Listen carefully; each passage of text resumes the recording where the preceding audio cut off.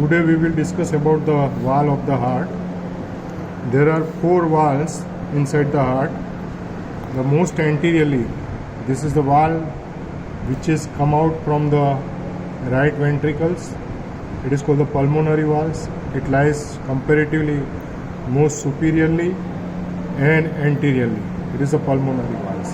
Behind to it, the pulmonary walls, the directions which is directed downwards, forwards, and slightly into the right directions, and the aortic walls which is directed backwards, forwards, and it is towards the left side. So both the directions of the wall are nearly perpendicular each other. This is the directions of the aortic wall. This is the direction of aortic wall. Pulmonary wall. It directed downwards, forwards, and slightly right.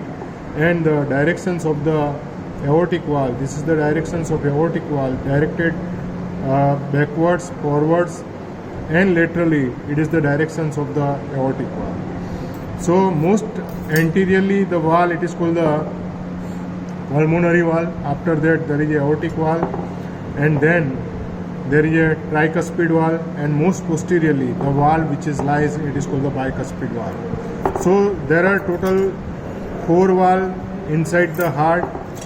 The pulmonary wall which is lies between the right ventricle and pulmonary trunks, and this is the, you can see, this is a pulmonary wall. This is the pulmonary wall, you can see here. So it is the, each cups, it is the half moon shape. So middle part, it is the thickened, it is called the nodule of aorticus, and the surrounding part, it is thin, it is called the lineus. So this is the pulmonary walls, and aortic wall are the semilunar walls, while the atrioventricular walls are the tricuspid and bicuspid wall. The tricuspid wall which is lies between the right atrium and right ventricles, it is the tricuspid wall. Wall between the left atrium and left ventricle, it is called the bicuspid wall. So this is the bicuspid wall. Now we will discuss about the tricuspid wall. The tricuspid wall which accommodate the 3 fingers, tip of the 3 fingers, have 3 cups, and it is a 2 surface. It is the reduplications of the endothelium. It is the reduplications of the endothelium, and continues at the periphery by the wall annulus. This is the peripheral part. Throughout peripheral part, on that side also there is a peripheral part, and it makes the annulus, and it is made up of ring, and it is formed by the collagen tissue, and gives the attachment of the cusp of the wall, cusp of the walls. So it is the tricuspid wall. Now there are 3 cusps. This is the anterior cusp. Anterior cusp attached to the supraventricular crest. This is the supraventricular crest. What is supraventricular crest? It is lies between the it is the 3 type of muscles fiber inside the rough part of the ventricles: ridges, bridges, and pillar. Amongst the bridges, best example, it is the supraventricular crest. This is the supraventricular crest which is lies between the pulmonary trunk and AV orifice. My finger which is lies inside the AV orifice, atrioventricular wall, and this is the pulmonary walls. And in between there is a best example of the ridge. It is the supraventricular crest. So this is the supraventricular crest, and the anterior cups attached to the supraventricular crest of the tricuspid wall.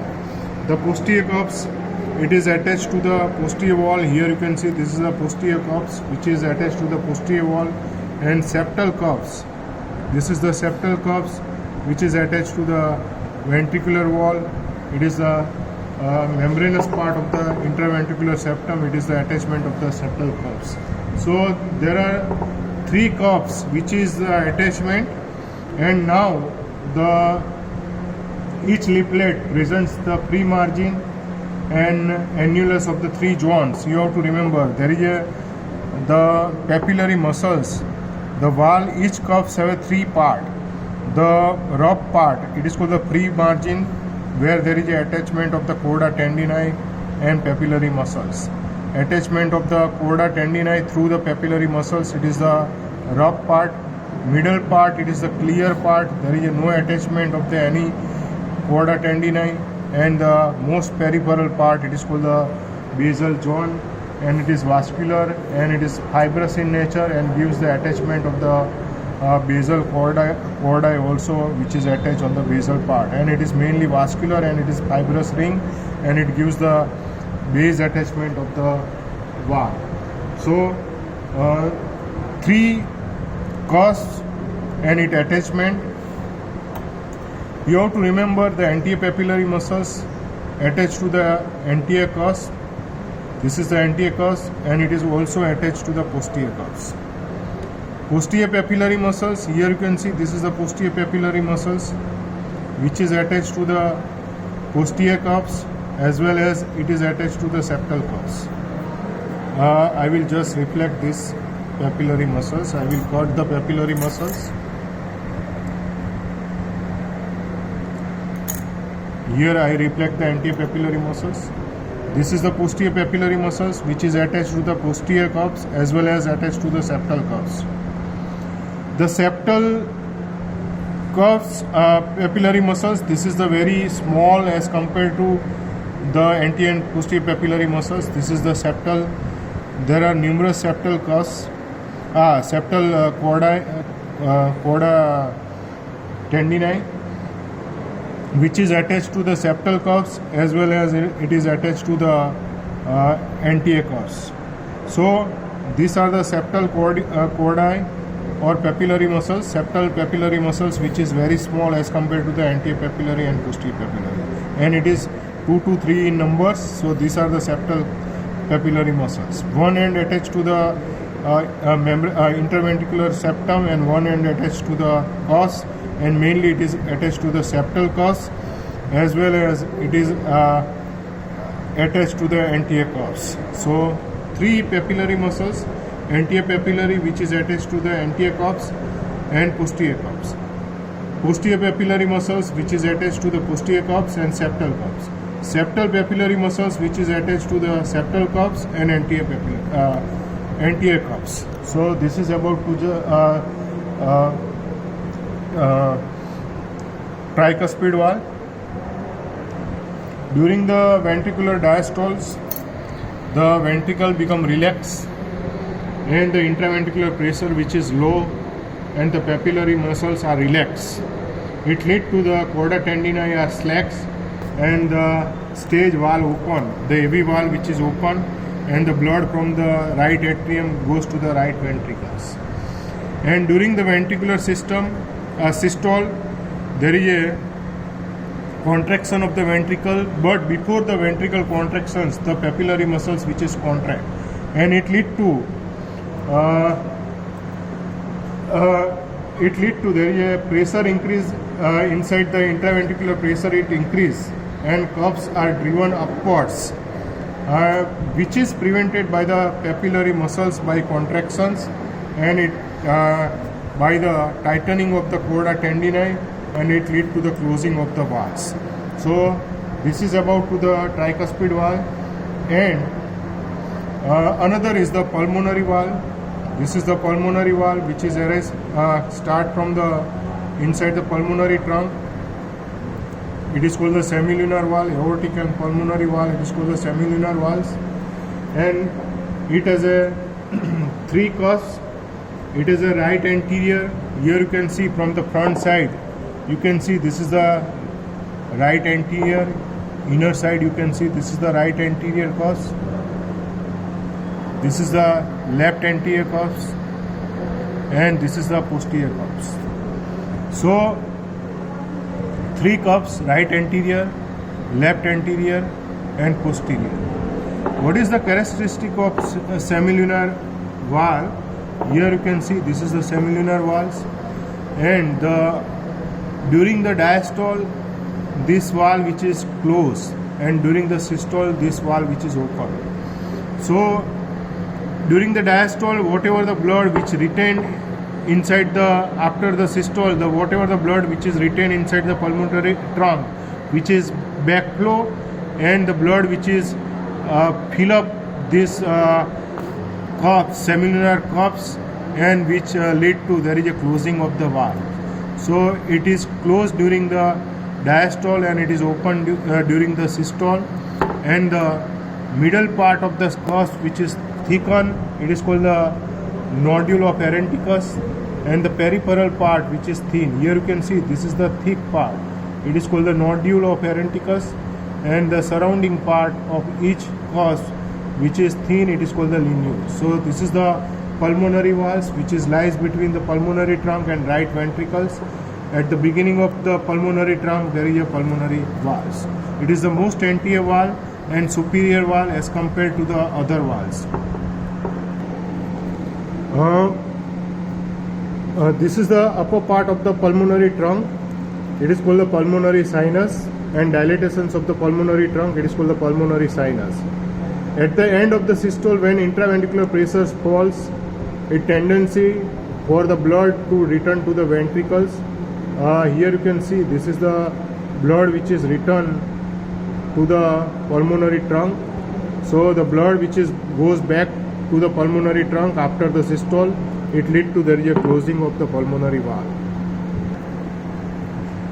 Now we will discuss about the mitral valve. It is also called the bicuspid valve, and it admits the two finger. It is lies between the left atrium and left ventricles. This is the inside, you can see this is the bicuspid valve. It admits the only two fingers, so it is called the bicuspid, and it is only two cups, so it is called the bicuspid valve. It is the shape of bishop meter, or it is called the crown. So it is the bishop crown. It is so the mitral valve. It is the two cups. It has the anterior cups. Here you can see this is the anterior cups. This is the anterior cups and this is the posterior cups.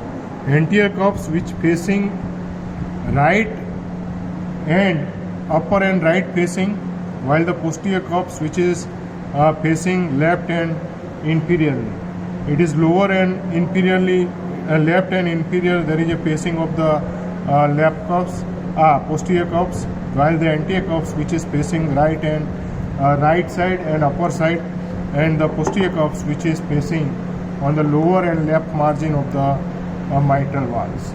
So this is about to the mitral valve. Anterior cups forms the partitions between the left ventricle inflow and outflow parts. So it is the partitions between the inflow and outflow part of the ventricle. Here you can see this is the two cups, and this is the sections of the ventricle. Here you can see this is the valve.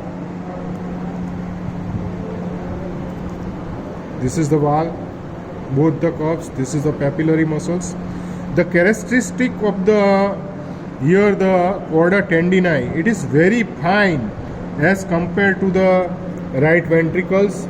It is nearly hair-like structure. It is even thinner than the hair, because the papillary muscles, which are only two, anterior and posterior papillary muscles, but the chorda tendineae, which are very numerous, and it is very thin. It is very thin hair-like structures, and it is more abundant chorda tendineae inside the left ventricle as compared to the right ventricles. You have to remember. But the papillary muscles are only two, anterior papillary muscles and posterior papillary muscles. So anterior cups, it is the partitions between the left ventricle. It is the between the inflow and outflow parts.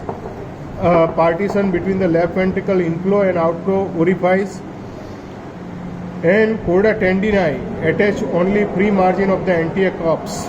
So it is only attached to the pre-margin of the cups. Here you can see there is attachment of the chorda tendineae. It has also three part, rough part, then clear part and basal parts. Here also same as a tricuspid valve, it has a three part, rough part, clear part and basal part. So this is about to the mitral valve. During the characteristic of this mitral valve, it has a bicuspid. Now we will discuss about the aortic wall. It is also a semilunar wall. Inside the aorta, it lies between the left ventricle and aorta. So here you can see this is the aortic wall. It has also 3 cuffs and it is semilunar walls. The characteristic of the aortic wall, I will show you the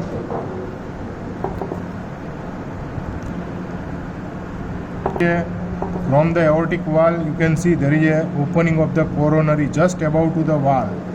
There is a opening of the coronary artery. This is the opening for the right side. That's why this is the right coronary artery opening. So here you can see this is the right coronary artery lies, but we have not dissected right now. So this is a opening for the right coronary artery, and here you can see the another opening. It is called the opening for the left coronary artery. This is the opening for the left coronary artery. Here you can see this is the left coronary artery.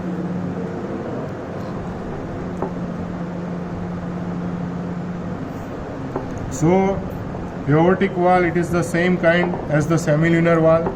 It has a 3 cuffs, right anterior, left anterior and posterior cuffs. This is the right anterior, this is the left anterior and posterior. Posterior, it is called the non-coronary cusp of the aortic wall. Right anterior gives the right coronary artery, left anterior gives the left coronary artery. So these are the 4 valves. So aortic valve, which is lies between the left ventricle and aorta, it is the this is the pulmonary valve, and this one is the just behind to the pulmonary.